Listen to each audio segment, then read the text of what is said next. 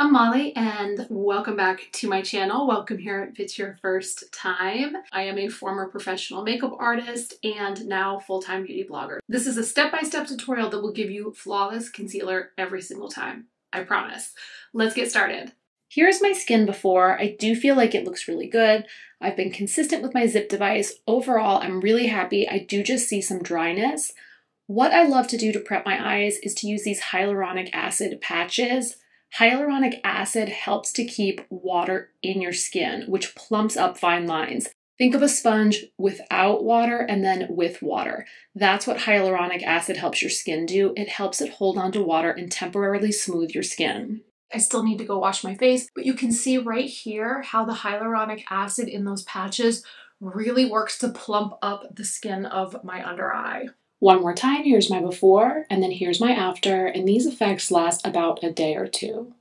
The next tip I want to share, instead of starting my eye cream at my under eye near the inner corner, I've started applying it at the outer edge. When I smile, this is where I have the majority of my fine lines, and so by applying my eye cream here, it really gives that additional prep to help hydrate this area. I do move in towards my inner corner and gently over my lid. I know this seems like a lot of prep, but it's really essential in helping your concealer look fresh when you initially apply it and then keeping it fresh looking throughout the day. If you have dark circles or darker tones at your inner corner, you are going to want to correct those first. You only need the tiniest amount. That was just 2 little dabs, and look how much pigment I'm getting there. I'm applying that right at my inner corner where I have a little bit of purple and bluish tones. This is a light pink shade. Correcting helps make sure that those circles are the same color as the rest of your skin prior to applying concealer. If I don't apply color corrector and I just went in with concealer, the yellow in the concealer would mix with those blue tones and almost create sort of a greenish shade. So that's why color correcting is really important. I'm showing you foundation because I do like to apply foundation first. I go everywhere except my under eye. Now that I can see where I really need the extra coverage, I'm grabbing my concealer. This is shade 0N. I have started using a brush instead of a sponge, so I spray 1 spray of setting spray into the brush. Just 1 because I will do this again for the other side. With concealer, it's really about quantity, making sure that you can start out with the smallest amount possible because it's so much easier to add product than to try to blend extra away. I like to use a method called low and slow. Basically, I start a little bit lower so that by the time I am blending up, I don't have a ton of product settling in those skin folds and fine lines. And then without adding any more product, because again, it really comes down to quantity, now I'm going to the outside edge of my eye to get that nice lift. So I'm going in with a second layer now, again, starting low, and then I'm bringing that up.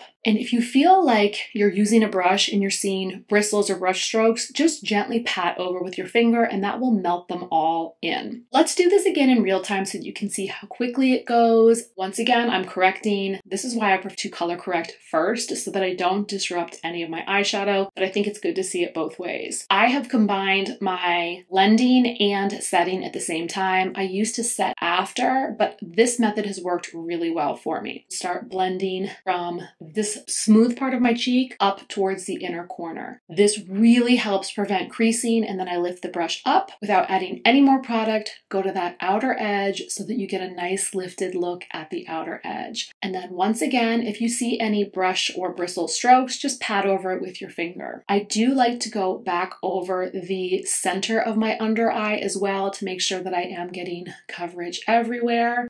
This last tip is a technique that I learned while I was working on a runway show under Mary Greenwell. We applied all of the liquids and creams to the models, let them sit, and then we only blotted and powdered them right before they went out on the runway. This helps prevent the powder from combining with those liquids and creams and either caking up or separating. So to translate that into real life, what I've been doing is doing my full face of makeup and then not applying any powder until I'm just about ready to leave the house.